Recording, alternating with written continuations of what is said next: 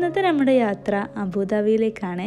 ഈ കാണുന്നതൊരു shopping complex അല്ല കേട്ടോ, അബുദാബിയിലെ ബസ് സ്റ്റേഷനാണ്. അപ്പം ഇവിടെ എൻ്റെ ഒരു അമ്മോനുണ്ട്, ഞങ്ങളുടെ കാക്ക ഇവിടെ അബുദാബിയിൽ വർക്ക് ചെയ്യാണ്. അപ്പോൾ ഇനി നമ്മുടെ അബുദാബി യാത്രയിൽ കാക്ക ഉണ്ടാവും കൂടെ. ഇനി ഞങ്ങൾ പോകുന്നതൊരു കസിൻ സിസ്റ്റർ വീട്ടിലേക്കാണ് കേട്ടോ. പക്ഷേ ഇതല്ല ഡോറ് മാറിപ്പോയി മുട്ടിയതാണ്. അങ്ങനെ അവളെ വീട്ടിലേക്ക് കയറി, അവളെ ഫ്ലാറ്റിലേക്ക് അമ്മായിനൊക്കെ ഒന്ന് വീഡിയോ കോളൊക്കെ ചെയ്ത് അങ്ങനെ ഞങ്ങൾ അവിടുന്ന് ഫുഡൊക്കെ കഴിച്ച് പിന്നെ നേരെ കാക്ക ഞങ്ങളെ കൊണ്ടുപോയത് എമിറേറ്റ്സ് പാലസിലേക്കാണ്.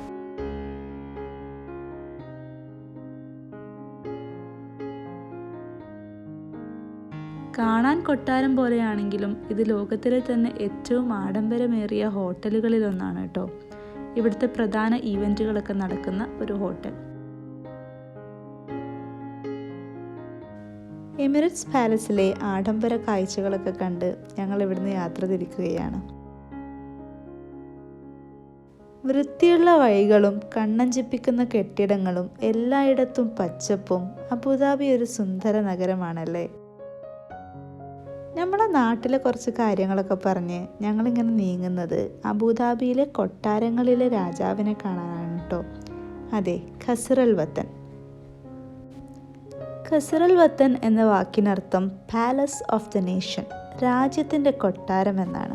ടിക്കറ്റൊക്കെ സ്കാൻ ചെയ്ത് ഒരു ബസ്സിൽ കയറ്റിയിട്ടാണ് നമ്മൾ ഈ കൊട്ടാരത്തിൽ കൊണ്ടിറക്കുക. ഇത് ശരിക്കുള്ള കൊട്ടാരമാണ് കേട്ടോ. 2019 ഇത് പൊതുസമൂഹത്തിന് വേണ്ടി തുറന്നു കൊടുത്തത്. ഇത് വെറും ഒരു കൊട്ടാരമല്ല, UAEയുടെ ഭരണസിരാ കേന്ദ്രം.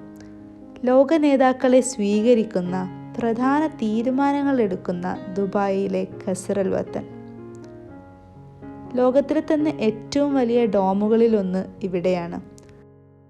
ഇവിടെ അത്ഭുത കാഴ്ചകൾ മാത്രമല്ല, അറിവിൻ്റെ വലിയൊരു ശേഖരം കൂടിയുണ്ട്. ആയിരക്കണക്കിന് പുസ്തകങ്ങളുള്ള മനോഹരമായൊരു ലൈബ്രറി. ഓരോ ചുവരിലും ഓരോ അത്ഭുതങ്ങൾ.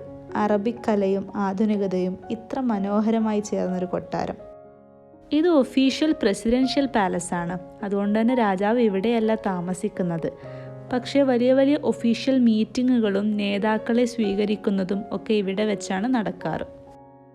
ഏതായാലും ശരിക്കുള്ളൊരു കൊട്ടാരം കാണാൻ വന്നപ്പോൾ ഏതൊരു ചെറിയ കുട്ടിയും പോലെ രാജാവ് വിശ്രമിക്കുന്ന മുറി ഏതായിരിക്കും എന്ന് കാണണമെന്നുണ്ടായിരുന്നു. പക്ഷെ അങ്ങോട്ട് ആക്സസ് ഇല്ല.